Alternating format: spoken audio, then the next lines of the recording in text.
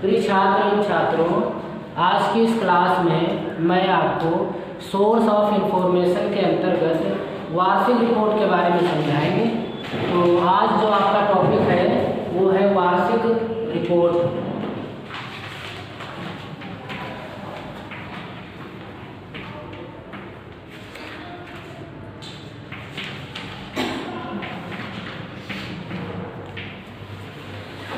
वार्षिक रिपोर्ट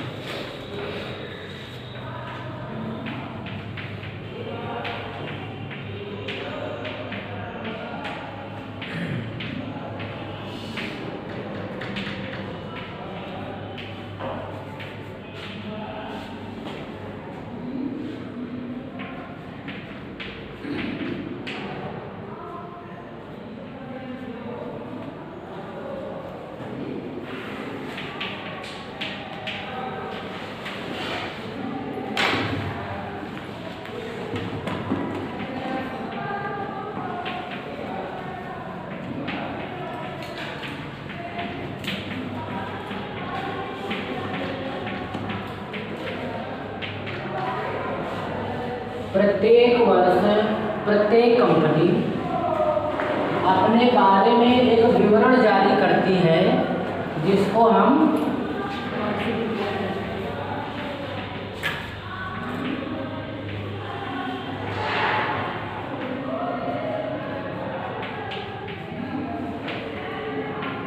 वार्षिक रिपोर्ट कहते हैं।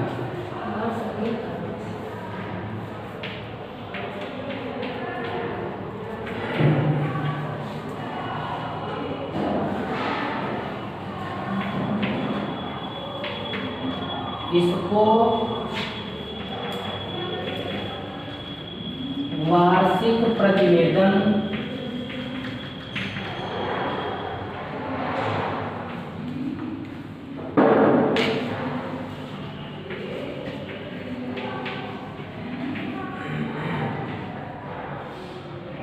वार्षिक विवरण वार्षिक विवरण के नाम से भी जाना जाता है। नोट कर लीजिए आप लोग चाहें तो।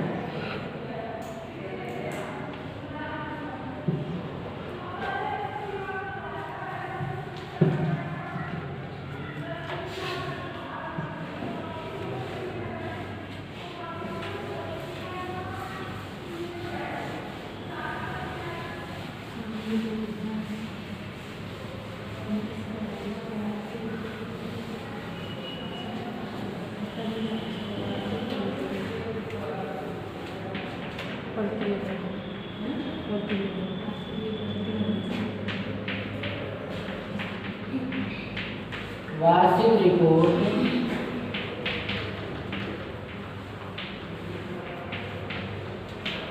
शेयरधारकों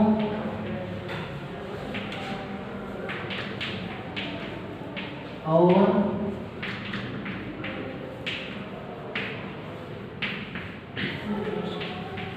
निवेशकों शेयरधारकों निवेशकों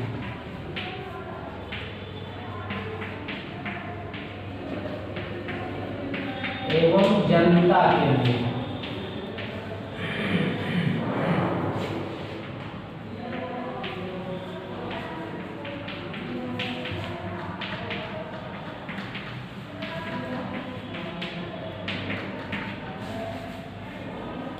ये आपके लिए जानना जरूरी है कि जो वार्षिक रिपोर्ट होती है वो क्यों जारी की जाती है ना। तो ये शेयरधारकों के लिए, निवेशकों एवं जनता के लिए जारी की जाती है।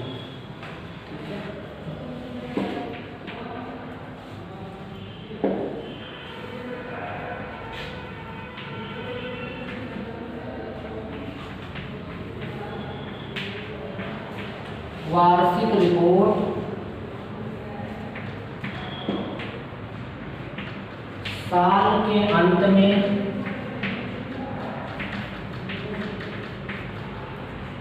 जारी की जाती है। ठीक है, ऐसा नहीं जब मन किया तब जारी कर दिया।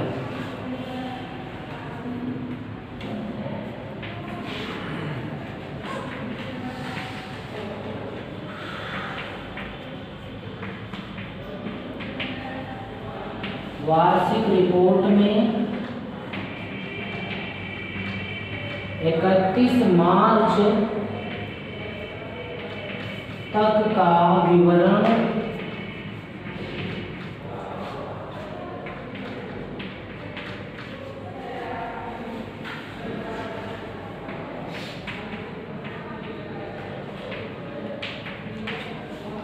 दिया जाता है। 31 मार्च तक विवरण क्यों दिया जाता है? क्योंकि जो कंपनियां चलती हैं वहाँ का जो फाइनेंशियल ईयर होता है वो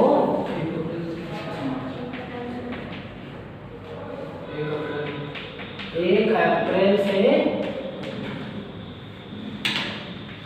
31 मार्च तक होता है।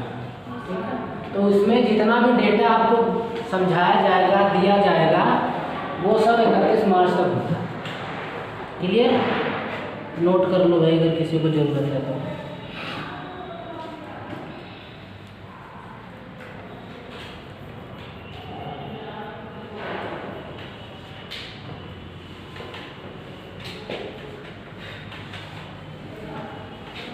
ये पॉइंट के माध्यम से हम आपको समझा रहे हैं, इससे आपको अच्छी तरीके से समझ में आ जाए। ठीक है,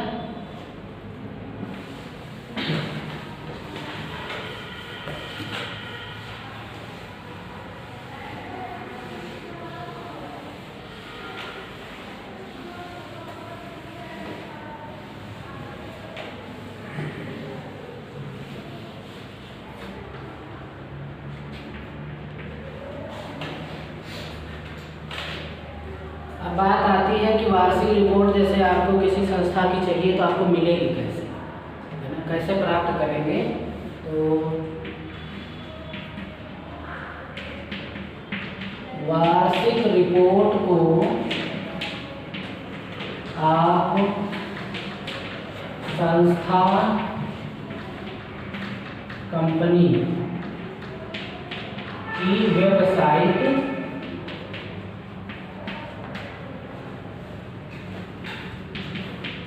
से डाउनलोड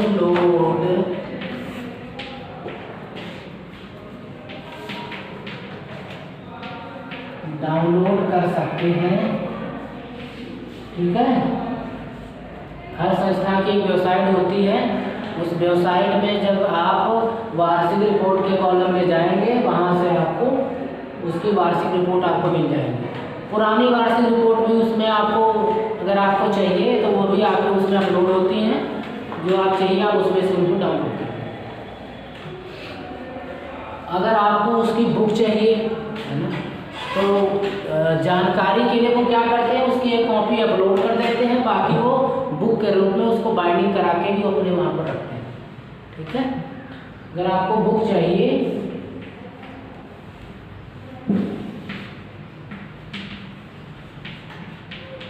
इसकी पुस्तक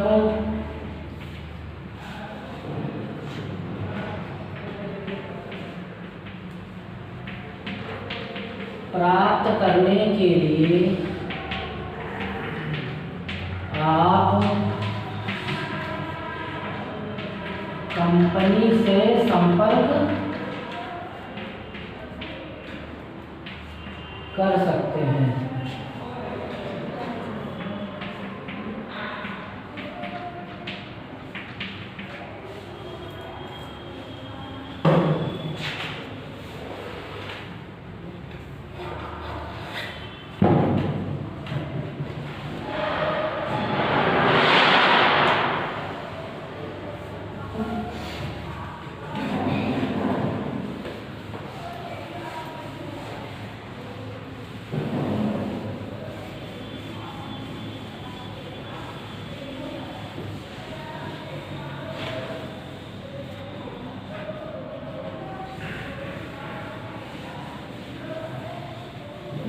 अब आपने क्या किया, वार्षिक रिपोर्ट तो आपने डाउनलोड कर ली। अब आपको ये नहीं पता कि ये वैलिड है कि नहीं वैलिड है, इसको मानना चाहिए कि नहीं मानना चाहिए।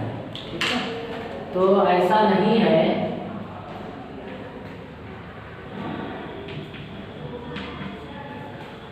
वार्षिक रिपोर्ट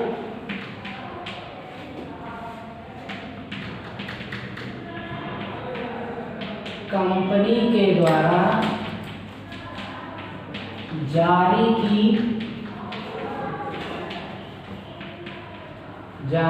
जाती है, इसलिए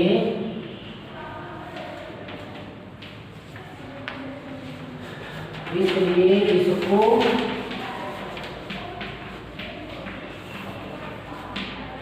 वैलिड माना जा सकता है। ठीक है, क्योंकि उसको कंपनी जारी कर रही है और उसने उसको अपनी वेबसाइट पर अपलोड करके रखा है, तो वो उसमें गलत डेटा आपको नहीं देंगे। लेकिन हमेशा ध्यान रखें वो उसकी आधिकारिक वेबसाइट होनी चाहिए। आपने क्या किया, बहुत सी संस्थाएं ऐसी होती हैं जो दूसरे की जो वार्षिक रिपोर्ट होती है वो पब्लिश करती हैं, तो आपको उन पर भरोसा नहीं करना है।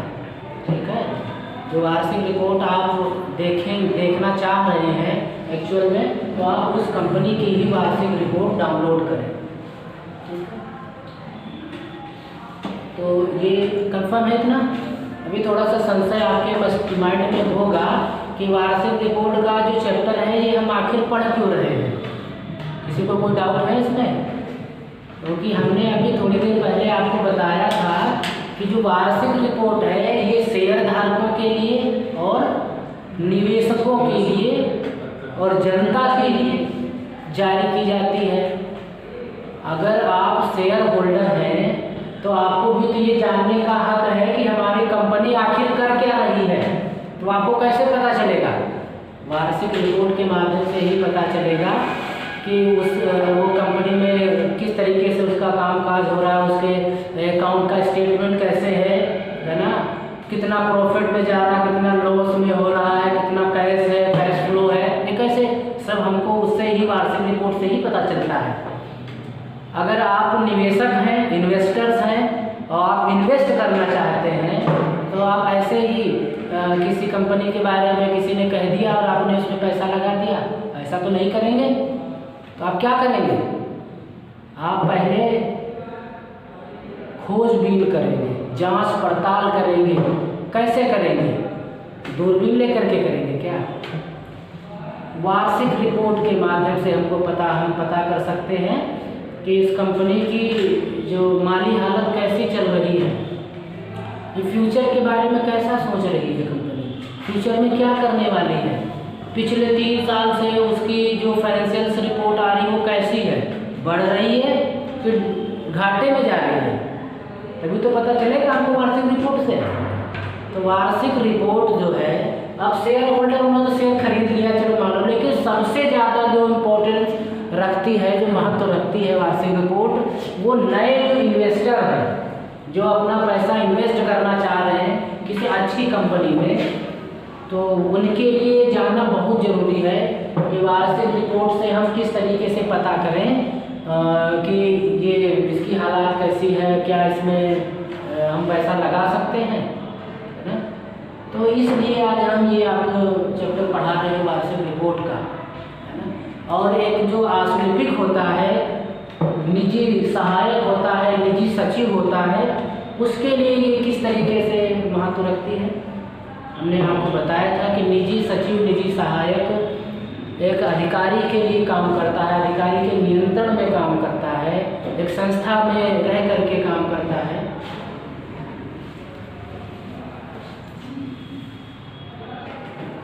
तो मैंने आपको बताया कि जो निजी सचिव है वो एक अधिकारी के अंडर में काम करता है, उसके नियंत्रण में काम करता है। उसका दायित्व है कि वो अपने अधिकारी को समय समय पर अच्छी राय देता रहे ताकि उसकी कंपनी अच्छी तरीके से ग्रो करे। ठीक है, और आपको खुद ही नहीं पता है कि आपके पास में जानकारी है कि नहीं है, आपको कौन सी जानकारी अपने बॉस को देनी चाहिए जिससे हमारी कंपनी जो है थोड़ा सा ग्रो करे, है ना। क्योंकि आप जिस कंपनी में वर्क कर रहे हैं उसकी कोई कंपटीटर कंपनी भी तो होगी मार्केट में। ऐसा तो नहीं कि जो आप काम कर रहे हैं वो सिर्फ दुनिया में और कोई करता ही नहीं है। आजकल अगर देखें तो बहुत ज़्यादा कंपटीशन होता है, कंपनी के फील्ड में भी कंपटीशन होता है। जिस तरीके से स्टूडेंट्स के लिए प्रतियोगी परीक्षाओं में जॉब्स के लिए कंपटीशन होता है वैसे ही कोई भी प्रोडक्शन वाली कंपनी हो, उसके लिए प्रोडक्शंस में एक आइटम आप बनाते हैं, वही आइटम कोई दूसरी कंपनी बनाती है, उसमें भी प्रोडक्शन में भी कंपटीशन होता है। तो आप बहुत सी कंपनियां क्या करती हैं कि वो भी शेयर खरीदती हैं, एक कंपनी में दूसरी कंपनी के शेयर खरीद लेती है, जिससे क्या होता है कि उस कंपनी के पास में दूसरी कंपनी का मालिकाना हक उसके पास में आता है। किसी कंपनी के 40% शेयर खरीद लिए तो उस कंपनी पर 40% अधिकार किसका हो गया? इस कंपनी ने खरीद लिया है उसका, इसके शेयर उसके पास में है, पैसा उसमें लगाया है ना। तो अगर आप काबिल हो, एक निजी सचिव काबिल है, तो वो बता सकता है कि सर उस कंपनी के शेयर इस समय बहुत डाउन चल रहे हैं, अगर उसमें थोड़ा सा पैसा इन्वेस्ट किया जाए तो उस कंपनी पर हम अपना आधिपत्य कर सकते हैं। ठीक है। दूसरा, शेयर नहीं खरीदना चाहते हैं। वार्षिक रिपोर्ट में ये पूरा आकलन दिया होता है कि एक कंपनी अब आगे के बारे में क्या सोच रही है, फ्यूचर के बारे में क्या सोचती है, उसकी प्लानिंग क्या है, उसका प्रोडक्शन का किस तरीके से कामकाज उसका चल रहा है ना, कैपिटल उसके पास कितना है। तो अगर आपकी कोई कॉम्पिटिटर कंपनी है जो आपके जैसा ही प्रोडक्शन करती है, माल बनाती है, तो आप उसकी वार्षिक रिपोर्ट को पढ़ सकते हैं, समझ सकते हैं, मंथन कर सकते हैं कि वो आखिर में फ्यूचर के बारे में क्या सोचेंगे, है ना। जब आप उसके फ्यूचर के बारे में सोचेंगे तो आप उससे फिर आगे अगला कदम आप रखेंगे, है ना। और सोच ही नहीं रहे, बस काम किए जा रहे हैं लेबरों की तरीके से, बस मेहनत मेहनत मेहनत, है ना। तो आजकल मेहनत करने वाला सफल होता है ना, लेकिन जो मेहनत के साथ साथ अपना दिमाग का इस्तेमाल करता है वो बहुत ऊंचाई तक जाता है ना। मेहनत तो सभी कर लेते हैं, एक 4th क्लास का है वो भी बहुत मेहनत करता है, लेकिन एक जो हायर पोस्ट पर बैठा हुआ है वो अपने दिमाग से मेहनत करता है, उसने दिमाग से मेहनत की तभी आज वो इतनी बड़ी पोस्ट पर बैठा हुआ है ना। वो सबको देखता है। तो एक निजी सचिव, उसके पास में बहुत सारी जानकारियाँ होना बेहद आवश्यक है, तभी तो आप A1 नंबर के सचिव बन सकते हैं, व्यक्तिगत सहायक के रूप में बन सकते हैं। हर कोई आपको जानेगा कि वैभव त्रिपाठी एक बहुत अच्छे असिस्टेंट हैं, वो पिछली कंपनी में थे और उन्होंने देखो आइडिया दिया था और उस कंपनी में उन्होंने शेयर लगाया, उस कंपनी बिल्कुल देखो किस तरीके से वर्क कर रही है। तो हर कोई कहेगा मैं आपको ऑफ़र करता हूँ, आप हमारे वहाँ ज्वाइन कीजिए और अच्छी तरीके से थोड़ा सा हमारी कंपनी में भी थोड़ा सा सहयोग कीजिए, है ना। तो ये सब कब होगा, ये कब होगा घटित, जब आपको इन सोर्स ऑफ इंफॉर्मेशन आप कलेक्ट करेंगे। इंफॉर्मेशन आपके पास में है नहीं तो कैसे आप ये सब कर पाएंगे। तो वार्षिक रिपोर्ट जो है ये संस्था की जो संस्था होती है वो जारी करती है, अपनी वेबसाइट पर वो कोई फेक नहीं न्यूज़ अपनी कोई रिपोर्ट अपलोड करेगी। हाँ, ये हो सकता है कि आंकड़ों में थोड़ा बहुत फेरबदल हो सकता है, लेकिन जब आप उसके 2-3 साल की वार्षिक रिपोर्ट का आकलन करेंगे, अध्ययन करेंगे, तो आपको पता चलेगा कि हाँ, इसने जो वार्षिक रिपोर्ट लगाई है ये किस मानक में ये खरी उतर रहे हैं, है ना। ये आपको थोड़ा सा देखना पड़ेगा, ये घाटे में 3 साल से जा रही है कि 3 साल से इसमें कुछ परसेंटेज इसमें ग्रो हो रहा है ना।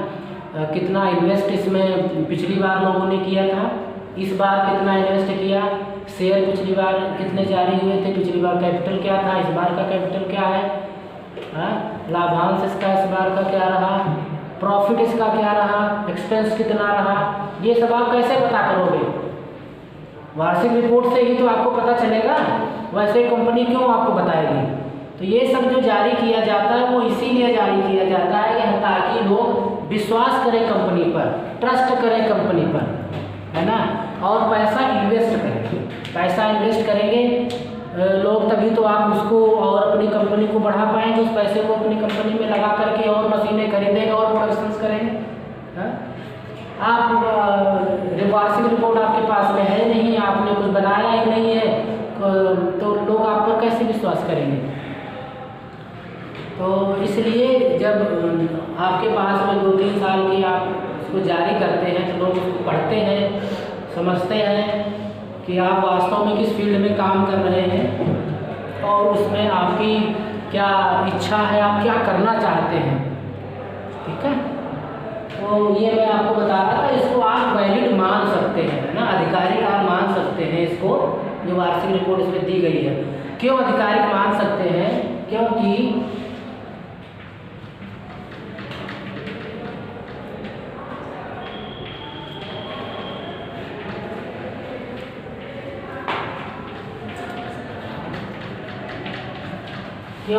वार्षिक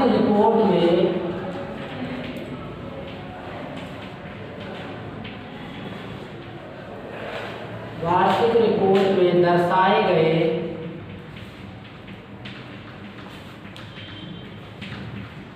वित्तीय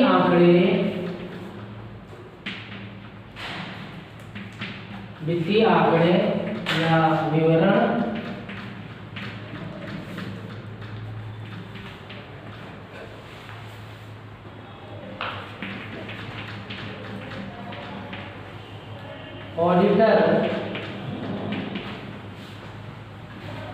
ऑडिटर के द्वारा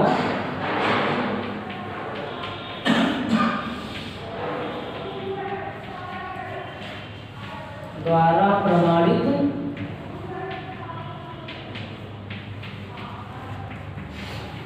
किए जाते हैं।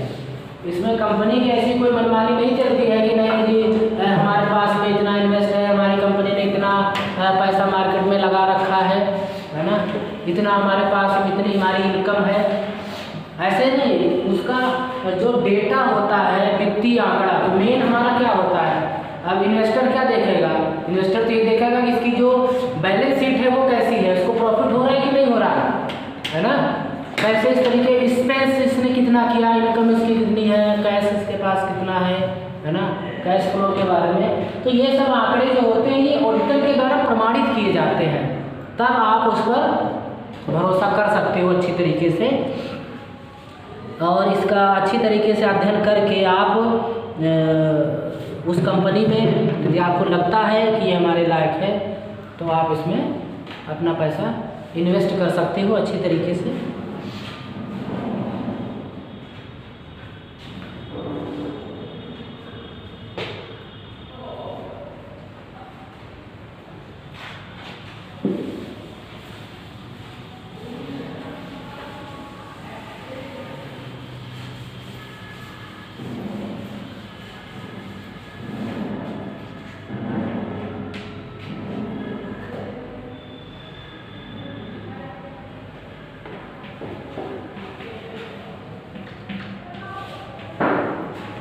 वार्षिकी विवरण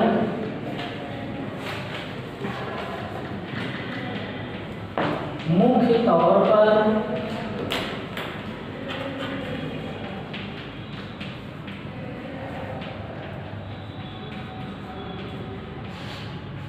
शेयरधारकों और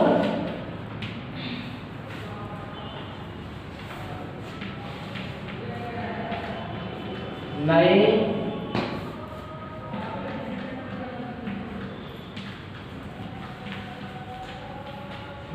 निवेशकों के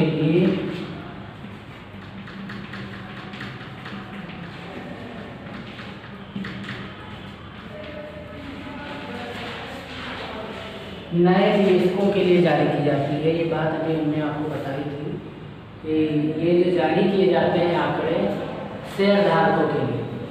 शेयरधारकों के लिए कैसे? क्योंकि किसी ने, जितने भी शेयर होल्डर्स हैं उन्होंने शेयर कंपनी के खरीद रखे हैं, तो उनको भी तो जानने का हक है कि कंपनी घाटे में है कि लॉस में, प्रॉफिट में है, कितना प्रॉफिट में है, और आंकड़ों पर वो भरोसा क्यों करते हैं? क्योंकि ऑडिटर ने उसको प्रमाणित किया है, ऑडिटर ने उसको, उन खातों को प्रमाणित किया है कि जो बात उसमें बताई गई है वो बिल्कुल फैक्ट है, बिल्कुल तथ्यपरक है, सही जानकारी उसमें दी गई है।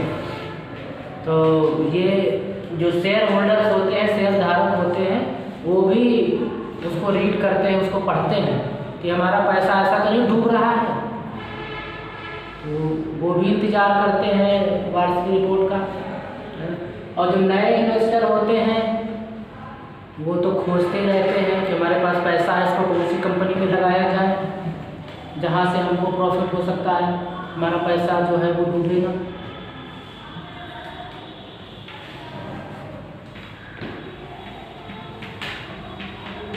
नए निवेशकों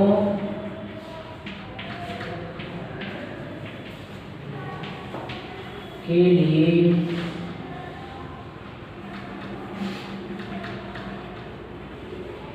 वार्षिक रिपोर्ट में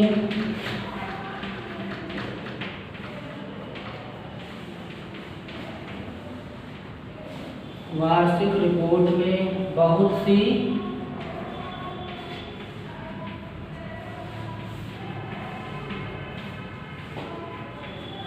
सी महत्वपूर्ण बातें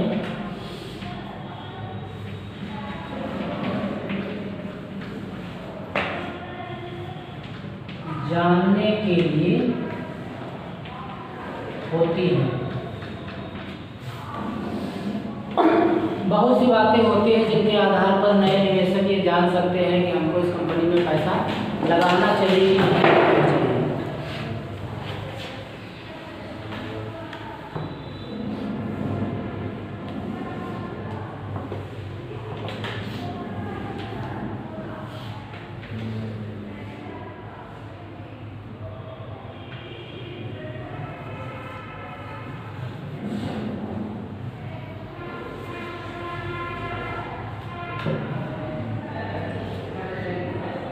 समझ रहे हैं? समझ में आ रहा है सभी को?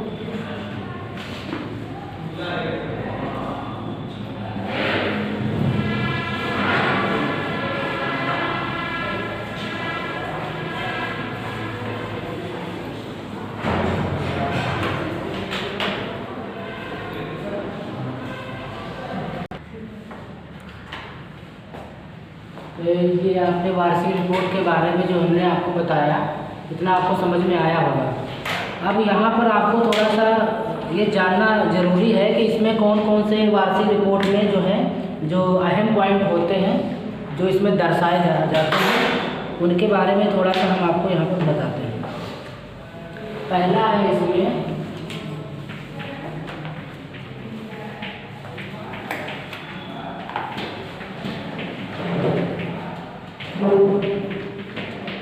वित्तीय आंकड़ों का सारांश।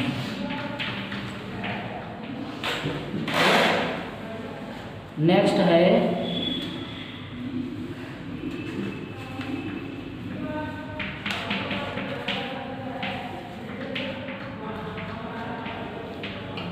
मैनेजमेंट का वक्तव्य।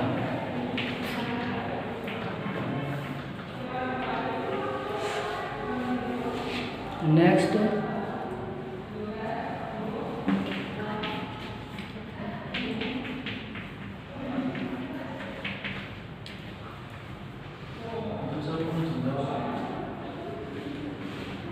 मैनेजमेंट की चर्चा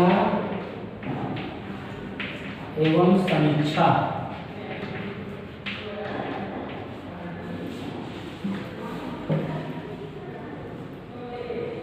नेक्स्ट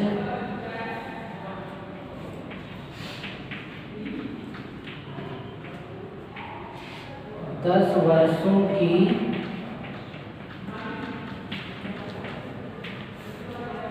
वित्तीय हाइलाइट।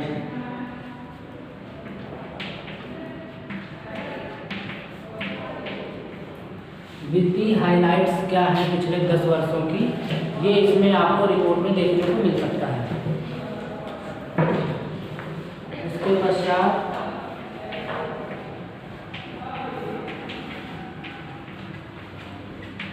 कंपनी के बारे में जानकारी।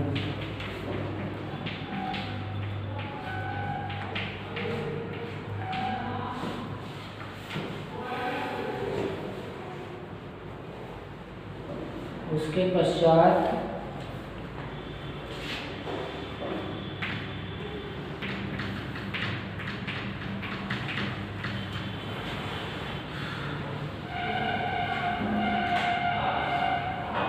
डायरेक्टर की रिपोर्ट।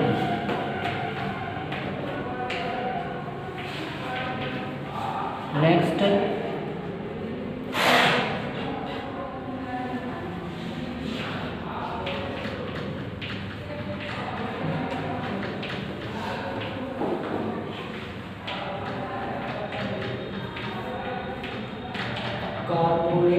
परफॉर्मेंस की रिपोर्ट।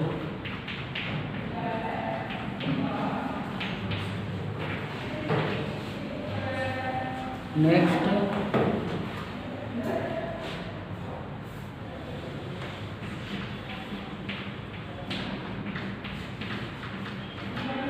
वित्तीय आंकड़े।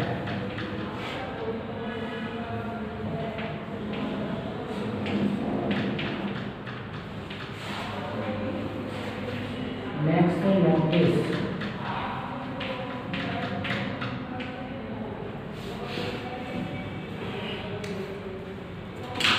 ये कंटेंट है जो आपको किसी भी वार्षिक रिपोर्ट में आपको इस तरीके से मिल सकते हैं, और भी बहुत सारे हो सकते हैं जो मेन है, ज़्यादातर आपको ये देखने के लिए मिलेंगे। ठीक है, अब इनके आधार पर आप उनको पढ़ करके वार्षिक रिपोर्ट में से अपने लायक आप डेटा जो आप चाहते हैं वो आप इसमें से फाइंड कर सकते हैं।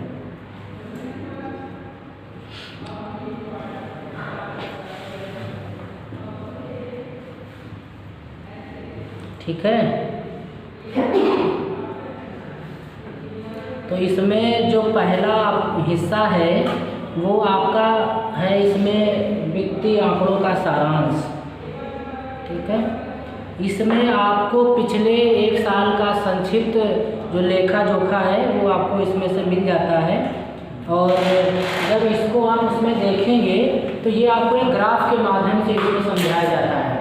सारांश का मतलब है कि आपको संक्षेप में बताया जाएगा, है ना, क्योंकि इसके बारे में जो विस्तार से जानकारी है वो आपको यहाँ पर दी जाती है वित्तीय आंकड़े में। यहाँ पर आपको सारांश यानी संक्षेप में हाईलाइट, आपको जो एक साल के हाईलाइट होते हैं इसके, एक साल का मतलब 1 अप्रैल से 31 मार्च तक के जितने हाईलाइट हैं वित्तीय फाइनेंशियल से संबंधित, वो आपको यहाँ पर बताए जाते हैं। इनसे आपको ये पता चल सकता है कि कंपनी के कामकाज की पिछले एक साल की स्थिति कैसी है, क्योंकि ये थोड़ा संक्षेप में होते हैं तो आप सरसरी नज़र से इनको पढ़ सकते हैं।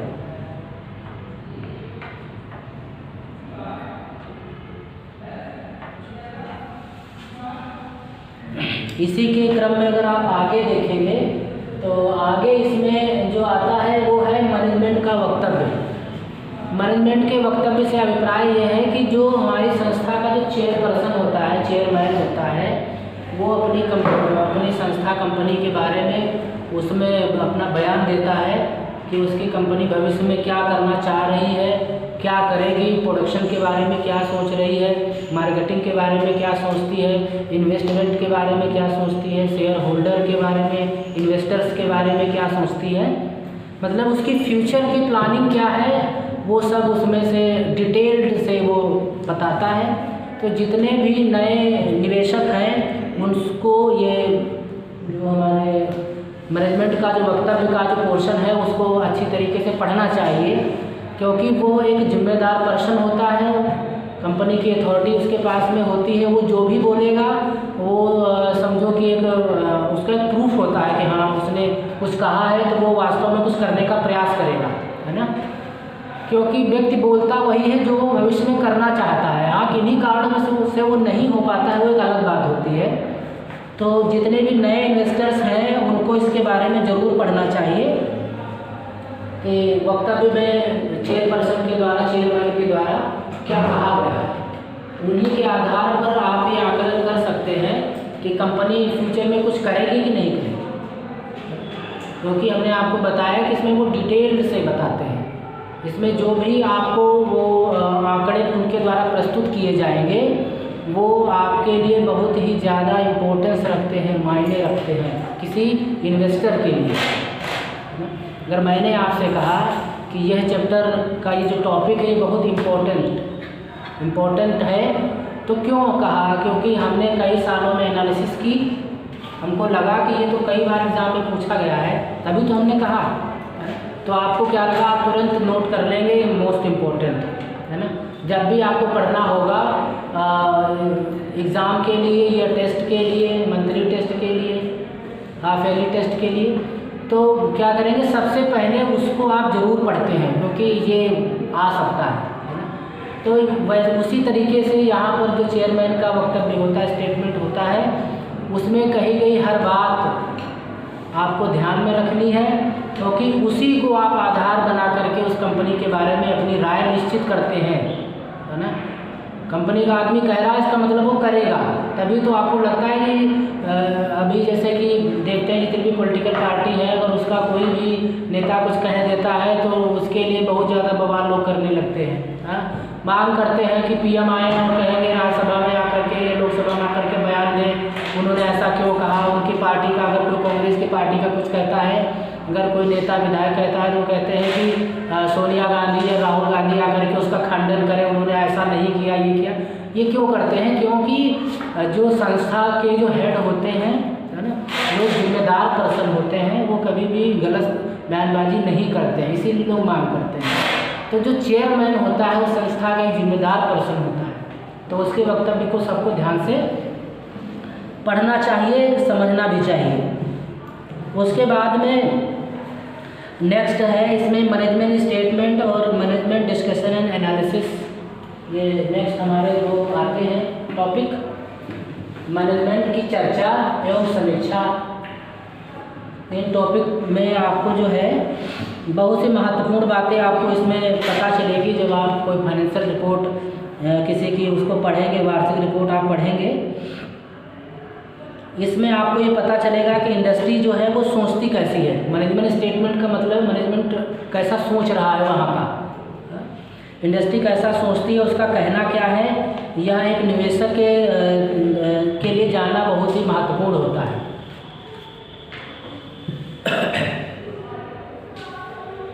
तो इसमें जो मैनेजमेंट का जो वक्तव्य होता है, इसको चेयरपर्सन का संदेश भी कहते हैं।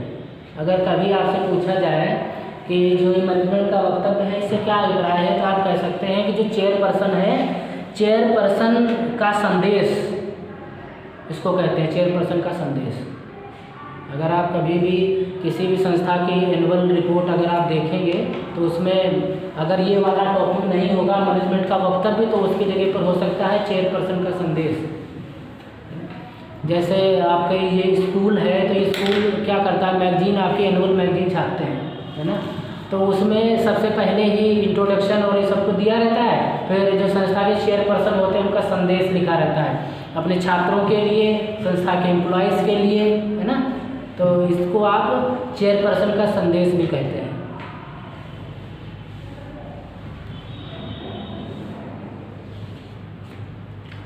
तो जो चेयरपर्सन का जो वक्तव्य है, इसके आधार पर आप ये जान सकते हैं कि कंपनी का उच्च अधिकारी अपने बिजनेस के बारे में क्या सोच रहा है। कंपनी का उच्च अधिकारी है, अपने बारे में क्या सोच रहा है। यह बहुत ही आधारभूत जानकारी होती है, लेकिन यह बताती है कि कंपनी का बिजनेस किस जगह पर है और यह कहाँ जा सकता है। यही तो बताएंगे वो कि हमारा बिजनेस समय यहाँ पर है और फ्यूचर में कहाँ होगा। इसके बारे में इसमें चर्चा की जाती है।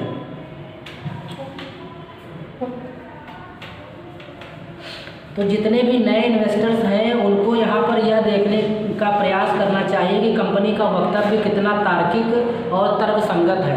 मैं कहने के लिए तो किसी ने कुछ भी कह दिया, लेकिन क्या जो इसने कहा है आज, तो उसने पहली बार तो कहा नहीं है, कंपनी तो उसकी बहुत पुरानी है। तो ये कितना तर्कसंगत और तार्किक है, कितना लॉजिकल, कितना फैक्ट है इसमें, इस पर थोड़ा सा आपको अध्ययन करना होगा। वो आप कैसे करेंगे, आप पिछले 2-3 सालों की उसकी रिपोर्ट उठा करके देखेंगे कि जो उसने संदेश दिया है क्या बिल्कुल डिक्टो वैसे ही है क्या, कि या उसने कुछ इस बार नया कहा है।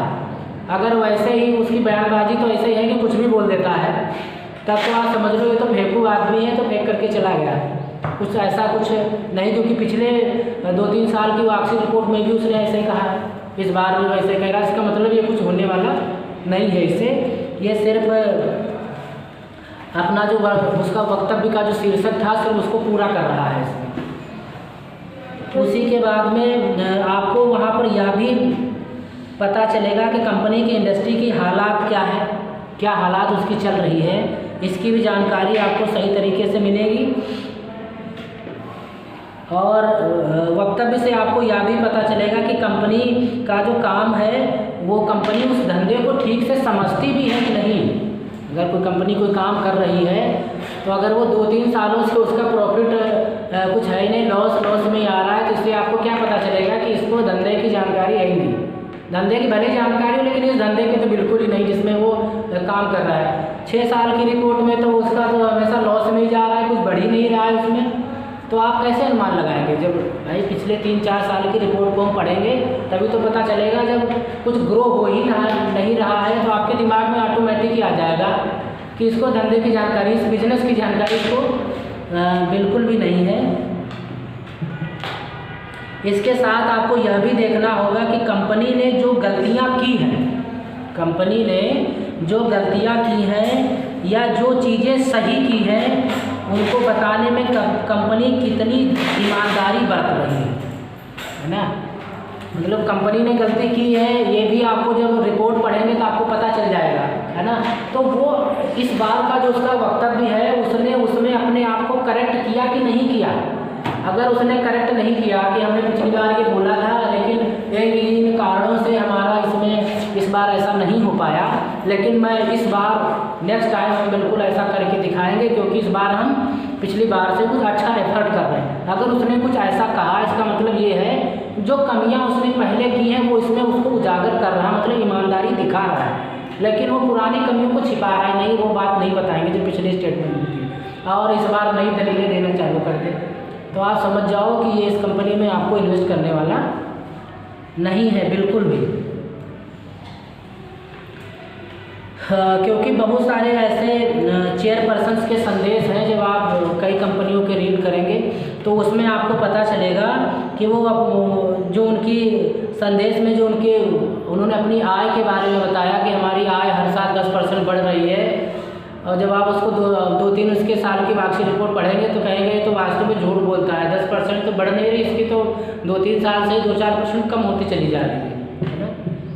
तो कहने का मतलब ये है अगर आप किसी कंपनी में पैसा अपना इन्वेस्ट कर रहे हैं या आप निजी सचिव के रूप में काम कर रहे हैं तो ऐसा नहीं है कि आप किसी कंपनी की 1 साल की वार्षिक रिपोर्ट को डाउनलोड किया और बस कह दिया कि सर देखो इसने कितना बढ़िया स्टेटमेंट दिया है और अपना पैसा इसमें सर आप लगा सकते हैं, इसके शेयर खरीद सकते हैं, इन्वेस्ट कर सकते हैं, है ना।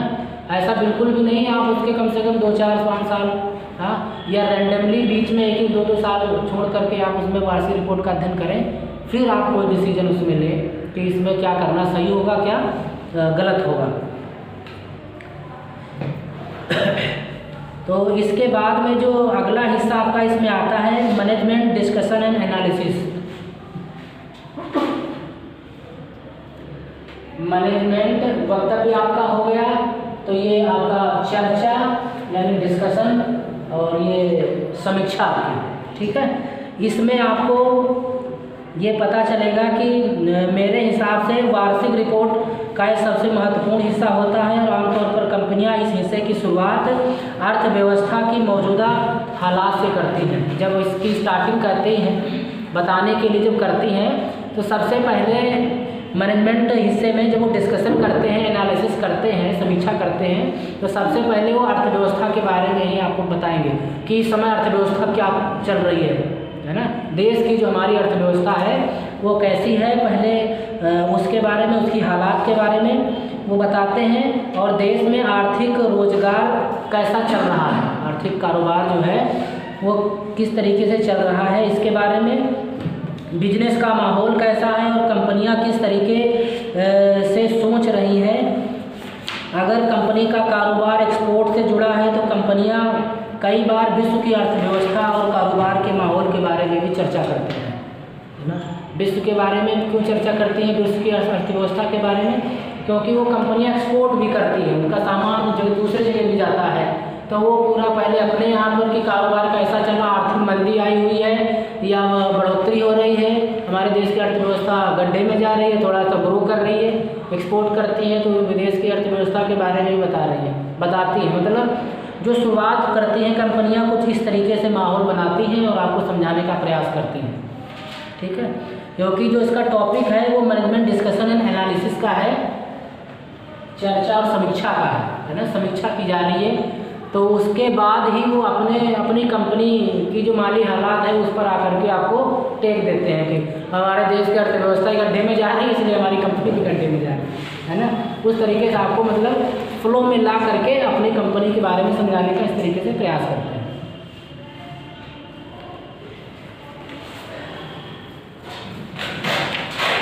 इसके बाद कंपनी आमतौर पर इंडस्ट्री के ट्रेंड की चर्चा करती है और यह बताने की कोशिश करती है कि कंपनी का आगे का भविष्य कैसा दिख रहा है। कंपनी के आगे का भविष्य कैसा दिख रहा है, कंपनी क्या सोच रही है कि हमारा फ्यूचर का प्लान किस तरीके का होगा। तो यहाँ पर आपको यह पता चल सकता है कि कंपनी को आने वाले समय में क्या क्या मौके दिख रहे हैं और क्या खतरे नज़र आ रहे हैं। क्योंकि अगर आप पैसा इन्वेस्ट करोगे तो ये पहले आप सोच भी लो कि अगर ये इस समय ये कह रहा है तो भविष्य में इसको कुछ खतरे भी हैं क्या।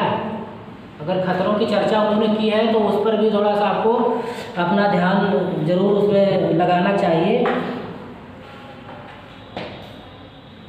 फिर इसकी तुलना कंपनी के मुकाबला कर रही दूसरी कंपनी से करना चाहिए। जैसे उन्होंने ये बताया अपनी कंपनी के बारे में, तो जिस कंपनी की आप रिपोर्ट को पढ़ रहे हो, जो काम वो ये कंपनी कर रही है, उसकी वही सेम काम अगर कोई दूसरी कंपनी कर रही है तो उसकी भी रिपोर्ट को पढ़ करके, और यही जो एनालिसिस वाली बात है, इसको उस कंपनी की दूसरी कंपनी के एनालिसिस से भी आपको मिलान करना चाहिए कि दूसरी कंपनी इसके बारे में क्या कहती है। कि आपने एक कंपनी का पढ़ लिया, दूसरे का पढ़ा नहीं, तो दूसरे का पढ़ना है लेकिन किसका, जो सेम यही उसका प्रोफेशन है।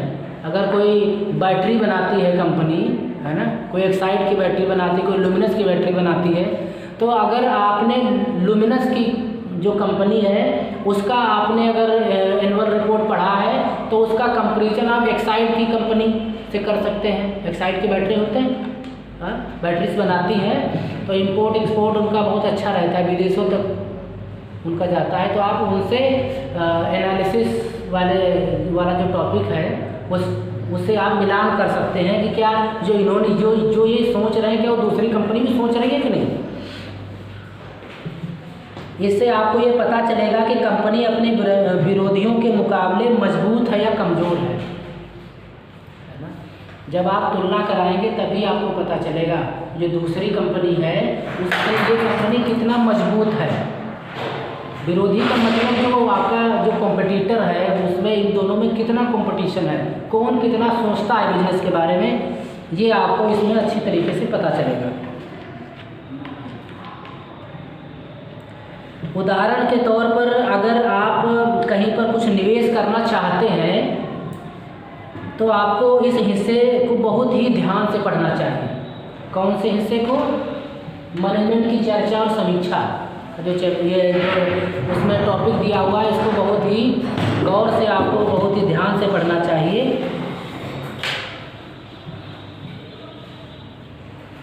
क्योंकि इस हिस्से में आपको कंपनी का एक व्यापक नज़रिया आपको पता चलता है कि कंपनी इसके बारे में क्या सोच रही है, ठीक है, इसके बारे में उसका व्यू क्या है, उसके बारे में आपको पता चलता है। कंपनी अपने धंधे के बारे में, अपने बिजनेस, अपने ट्रेड के बारे में क्या सोचती है, ये बात आपको पता चलती है। कारोबार उसका कैसा चल रहा है, अलग अलग हिस्से में कंपनी के लिए वो क्या काम कर रहे हैं, उसके जैसे डिपार्टमेंट्स हैं, मैन्युफैक्चरिंग डिपार्टमेंट उसका कैसा कर रहा है, रॉ मटेरियल डिपार्टमेंट उसका किस तरीके से वर्क कर रहा है, ये सब आपको इसमें बताया जाता है और ये आपको अच्छी तरीके से पता चलेगा। पिछले साल की तुलना में उसका कामकाज कैसा चल रहा है, ये भी आपको इसमें पता चलेगा, क्योंकि ये उसमें आपको एनालिसिस में आपको समझाने का प्रयास करेंगे कि पिछली बार हमारा ऐसा था और इस बार हमारा कुछ ऐसा हुआ है, ये सब आपको इसमें पता चलेगा। उसके बाद में आपका जो ये टॉपिक आता है नेक्स्ट है 10 वर्षों की वित्तीय हाईलाइट। तो ये इसमें आपको दिया रहेगा, उसमें आपको बताएंगे कि जो हमारे पिछले 10 ईयर्स थे उसमें जो मेन बातें होंगी जो उनके द्वारा की गई हैं, उनकी कंपनी के द्वारा, वो आपको इसमें वो समझाने का प्रयास करेंगे। तो इनसे आपको ये अनुमान लग जाएगा कि 10 साल में कितने पानी में थे। आपको एक ही दृष्टि में आपको समझ में आ जाएगा कि इन्होंने अपने इनकम में ग्रो किया कि लॉस किया कि प्रॉफिट में गए, किस तरीके से आपको इसमें अच्छी तरीके से समझ में आ जाएगा। नेक्स्ट में कंपनी के बारे में जानकारी दी जाती है ना, ये कंपनी का एस्टेब्लिशमेंट कब हुआ था, इसकी नींव कब से पड़ी, ये किस तरीके से काम करती है, इसकी सोच क्या है, ये क्या करना चाहती है। एम्प्लॉयज़ के बारे में, उसके सेक्शंस के बारे में, डिपार्टमेंट के बारे में इसमें आपको समझाया जाता है। इसमें ह्यूमन रिसोर्सेज के बारे में, रिसर्च एंड डेवलपमेंट के बारे में, अगर कंपनी कोई रिसर्च भी कर रही है, कोई प्रोडक्ट है उसको और कैसे सस्ता किया जा सकता है, अगर उसके बारे में वो मंथन कर रही है, तो ये सब आपको अपनी कंपनी के बारे में वो समझाने का इसमें आपको वो प्रयास करती है। उसके बाद में डायरेक्टर की रिपोर्ट आती है, जो कंपनी का जो डायरेक्टर है वो उसके बारे में वो अपना वक्तव्य दे देता है, वो भी आपको समझाने का प्रयास करता है, तो उसको भी आपको अच्छी तरीके से समझना है।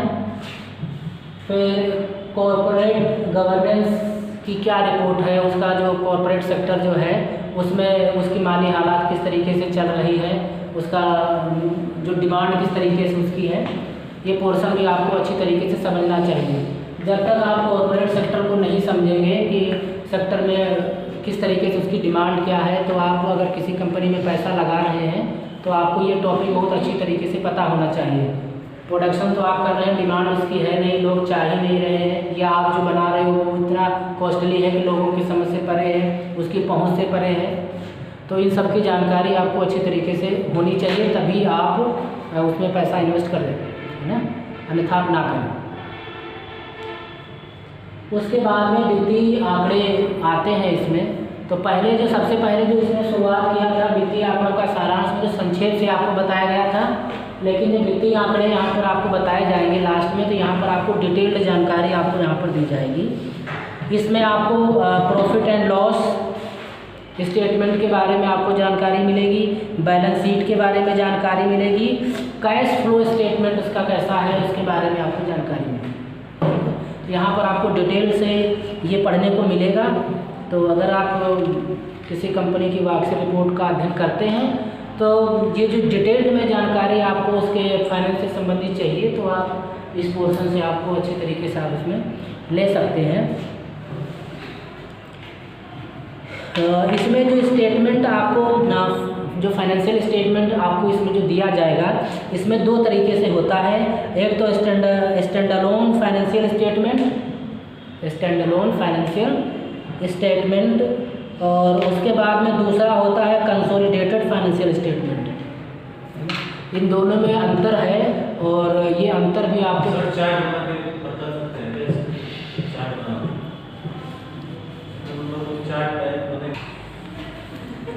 तो यहाँ पर हमने जो बात आपको बताई कि इसमें जो वित्तीय आंकड़े जो आपको इसमें दिए जाएंगे वो दो तरीके से दिए जाएंगे, एक तो स्टैंडअलोन फाइनेंशियल स्टेटमेंट और दूसरा कंसोलिडेटेड फाइनेंशियल स्टेटमेंट के बारे में आपको इसमें बताया जाएगा। तो इन दोनों के बारे में आपको अच्छी तरीके से पता होना चाहिए कि स्टैंडअलोन फाइनेंशियल स्टेटमेंट हमारा क्या होता है।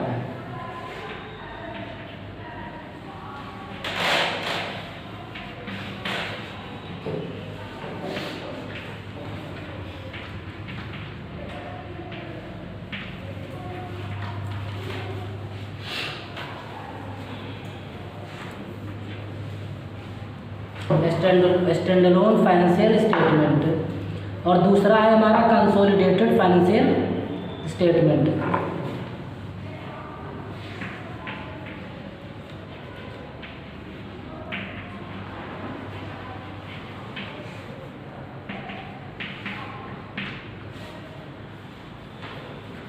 स्टैंडअलोन फाइनेंशियल स्टेटमेंट में कंपनी अपने खुद के स्टेटमेंट को जारी करती है, जो कंपनी में उसने कामकाज किया, उसके वहाँ पर जो पैसा आया, इन्वेस्ट किया गया, उसके बारे में जानकारी इसमें दी जाती है, सिर्फ और सिर्फ अपनी कंपनी के बारे में। ठीक है।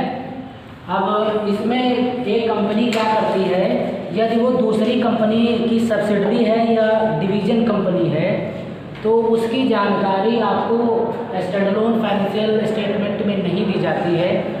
अगर आपको उन सब की जानकारी चाहिए तो उसकी जानकारी आपको कंसोलिडेटेड फाइनेंशियल स्टेटमेंट में आपको दी जाएगी। ठीक है। स्टैंडअलोन फाइनेंशियल स्टेटमेंट में कंपनी सिर्फ अपने बारे में आपको बताती है, अपने फाइनेंशियल स्टेटमेंट के बारे में दर्शाती है। कंसोलिडेटेड में वो संपूर्ण, अगर उस कंपनी ने किसी दूसरी कंपनी के शेयर खरीद रखे हैं तो उसका स्वामित्व तो उस कंपनी पर हुआ कि नहीं हुआ, है ना।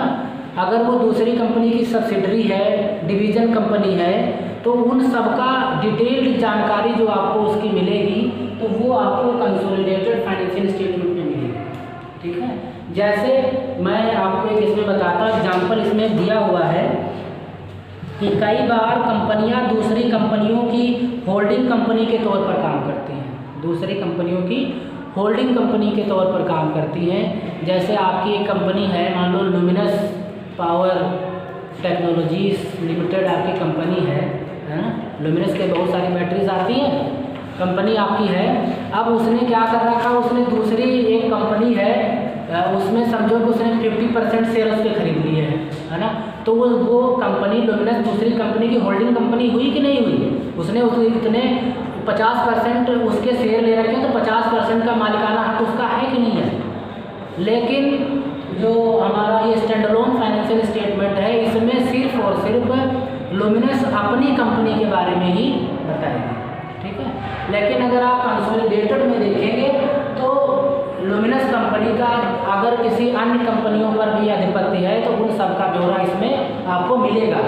तो इसलिए आपको अगर वार्षिक रिपोर्ट अच्छी तरीके से पढ़नी है, अध्ययन करना है, तो आपको दोनों के बारे में जानकारी होना बेहद जरूरी है। आपने क्या किया, स्टैंड अलोन फाइनेंशियल स्टेटमेंट अच्छी तरीके से पढ़ा, ठीक है। उसमें उसने बता दिया कि मुझे बहुत अच्छा प्रॉफिट हो रहा है, लेकिन उसने जिस कंपनी के शेयर खरीद रखे हैं उसमें उसको लॉस हो गया, उसमें उसको लॉस हुआ। तो लॉस के बारे में इसके बारे में उसने आपको बताया ही नहीं, आपने वही पढ़ लिया, आप तो पैसे लगाए जा रहे हो। तो लॉस तो अगर यहाँ जिस कंपनी का मालिकाना हक उसने लिया है वहाँ पर उसको लॉस हो रहा है, तो लॉस किसको भी हो रहा है ना उसमें। तो जब भी आप ये देखें, पैसा लगाने की बात हो या आपको किसी को राय करने की बात हो, तो आपको उन दोनों के बारे में अच्छी तरीके से जानकारी होनी चाहिए।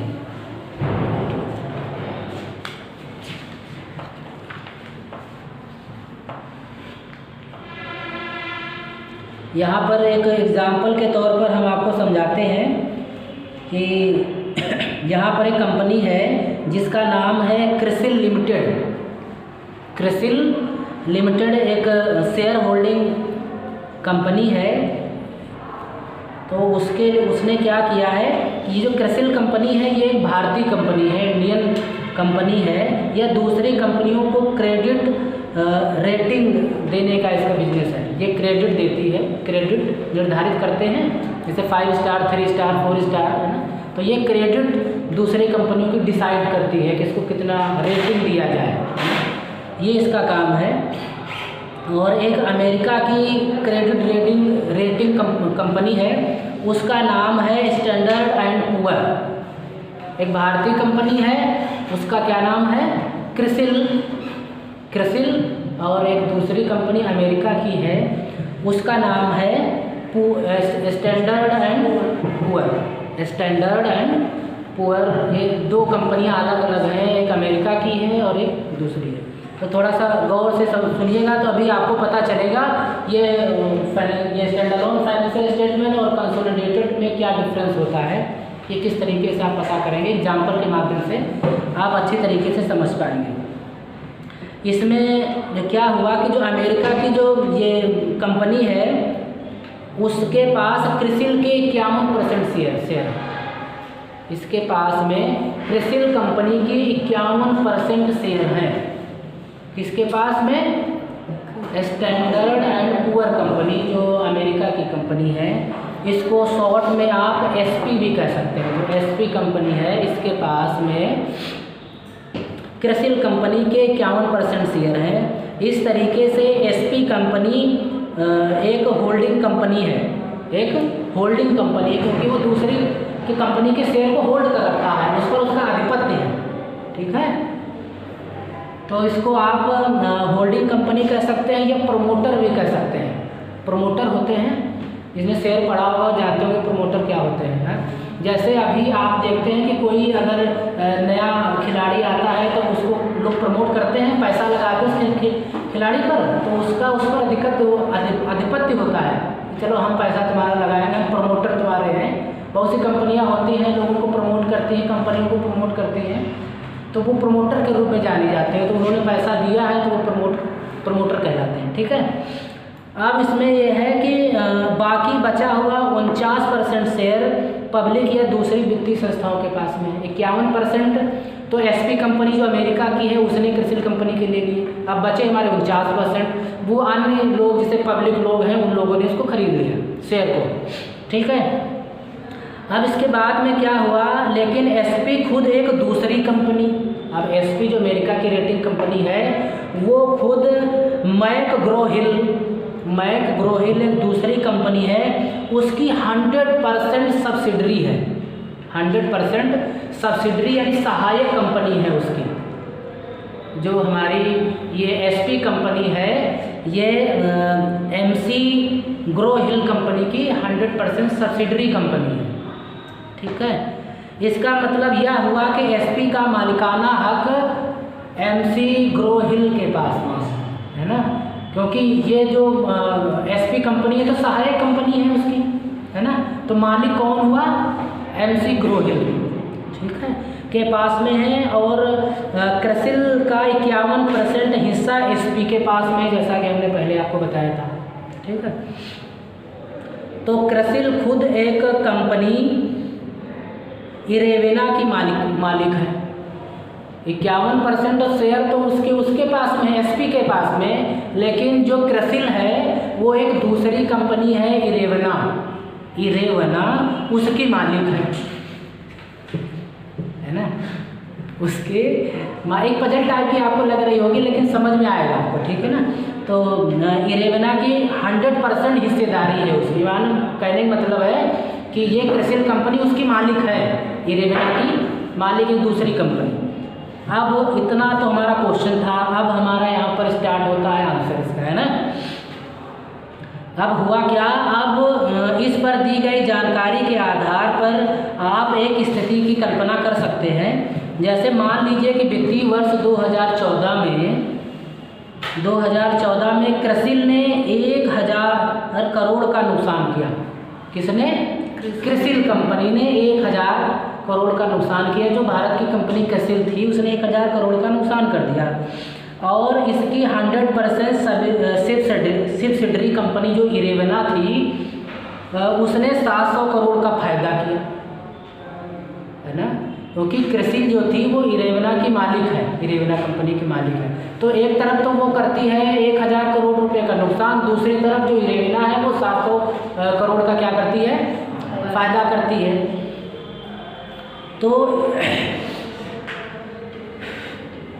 तो आप बताइए कि क्रिसिल का मुनाफा कितना हुआ? मुनाफा हुआ, लॉस हुआ? उससे लॉस हुआ 300 करोड़ का लॉस हुआ। ठीक है। तो यहाँ पर ये बहुत आसान है कि क्रिसिल ने 1000 करोड़ का नुकसान किया, जबकि इसकी सब्सिडरी इरेवेना ने 700 करोड़ का फ़ायदा किया। यानी क्रिसिल का कुल प्रॉफिट एंड लॉस जो हुआ वो 300 करोड़ रुपए, मतलब उसे लॉस हुआ, है ना, उसे 300 करोड़ रुपए लॉस हुआ। कैसे?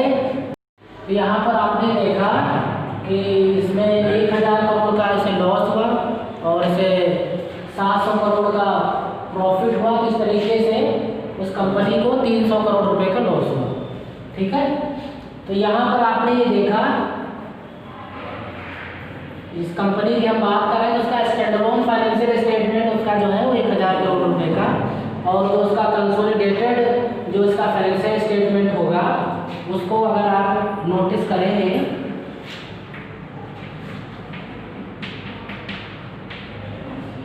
तो 300 करोड़ रुपए -300 करोड़ रुपए का उसे लॉस होगा। तो ये दोनों अलग अलग बातें होती हैं। तो जब भी आप वार्षिक रिपोर्ट का अध्ययन करें तो आपको इन बातों का अच्छी तरीके से इसमें आकलन करना चाहिए, उसको समझना चाहिए, तभी आप एक अच्छी तरीके से किसी को राय दे पाएंगे, समझा पाएंगे और समझाने में सक्षम होंगे। तो ये सब बातें आपको ध्यान रखनी है। तो ये हाँ, लेकिन हम जो यहाँ पर आपको समझा रहे हैं इसमें कंपनियाँ जो हमने आपको बताई बहुत सारी थी, एसपी कंपनी, इरेवेना कंपनी और ऐसे क्रिसिल कंपनी, है ना। तो यहाँ पर जो मेन आपको ये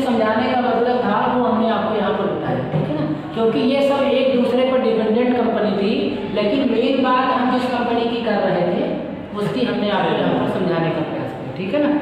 तो जो भी ये चैप्टर आपका है जिसका नाम है सोर्स ऑफ इंफॉर्मेशन, तो किस तरीके से आप अपनी कंपनी के लिए इंफॉर्मेशन कलेक्ट कर सकते हैं, अपने ज्ञान को बढ़ा सकते हैं, उसमें आपके लिए एक ये अहम भूमिका निभाता है टॉपिक आपका वार्षिक रिपोर्ट। वार्षिक रिपोर्ट एक कंपनी का एक स्टेटमेंट होता है, तो आप उसको ज़रूर थोड़ा सा इसका पढ़ने का जो तरीका है, आपको क्या क्या इसमें से देखना है, ये सब आपको अच्छी तरीके से पता होना चाहिए। तभी आप एग्जैक्ट टाइम पर आप अच्छी बात है आप किसी को बता पाएंगे, समझा पाएंगे और उससे उसका प्रॉफिट होगा। ये इस बात का बिल्कुल निश्चित प्रमाण है, क्योंकि अगर आपको उस तथ्य के बारे में पूर्ण गहनता से जानकारी नहीं है, तो आप अगर उसमें कोई तथ्य आपसे छूट गया या आपने उसे तुक्का मार करके ऐसे बता दिया, तो उससे लॉस होने के भी चांसेस बहुत सारे होते हैं, है ना। तो आप एक संस्था में निजी सचिव या सहायक के पद पर अगर कार्यरत हैं, जिन पर एक जिम्मेदारी का पद है वो, क्योंकि आप पर वो भरोसा करके अपने काम को आपसे करवाता है ना। तो वहाँ पर आपके लिए ये बहुत अहम बात हो जाती है कि आप उसको अच्छी तरीके से पढ़ें, आपको उसमें जो एक्चुअल फैक्ट होते हैं उनके बारे में आपको अच्छी तरीके से जानकारी होनी चाहिए। इसमें अगर कोई नया इन्वेस्टर से वो पैसा लगाता है तो आप उससे रिलेटेड इसको पढ़ सकते हैं। वार्षिक रिपोर्ट में कंपनी क्या प्रोडक्शन करती है, आप जिस कंपनी में हो अगर वो उसकी प्रतिद्वंदी कंपनी है तो आप ये पता कर सकते हो इसके वार्षिक रिपोर्ट को पढ़ करके कि इसका नेक्स्ट फ्यूचर प्लान क्या हो सकता है और आप उसके आगे की अपनी भूमिका बना सकते हो, है ना। तो इसलिए ये थोड़ा सा बहुत ज़रूरी है, तो आप थोड़ा सा इसको पढ़ें, क्योंकि आप सभी में से कोई ना कोई निजी सहायक निजी सचिव के पद पर तैनात होगा, कोई आसन बनेगा।